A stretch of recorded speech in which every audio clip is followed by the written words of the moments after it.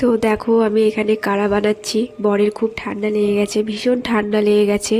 ও মানে কাশতে কাশতে মানে কথাই বলতে পারছে না, এত শরীর খারাপ। তো দুবেলা করে কাড়া বানিয়ে দিচ্ছি। তো এখন হচ্ছে সন্ধেবেলা। তো এই যে বাসক পাতা, লবঙ্গ, আদা, গোলমরিচ সমস্ত কিছু দিয়ে আমি ওকে ফুটিয়ে একটা কাড়া বানিয়ে দিচ্ছি। যে খেয়ে কমবে, কিছুটা তো কমবে। ওষুধ খাচ্ছে, গরম জলে গার্গিল করছে, কিন্তু কাশিটা কমছে না।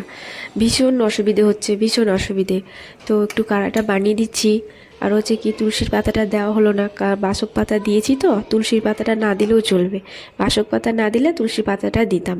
তো আমার কাড়াটা হয়ে গেছে এই যে। তো ছেঁকে নিলাম, ছেঁকে নেওয়ার পর একটু বিট লবণ আর একটু দিলাম হালকা মধু, কারণ খেতে একটু টেস্ট লাগবে। ভীষণ মানে তিতো তো, খেতে পারবে না না হলে।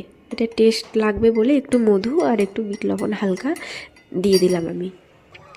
আর ও তো এসব একদম খেতে পছন্দ করে না। তো এই যে বানিয়ে দিলাম আমি।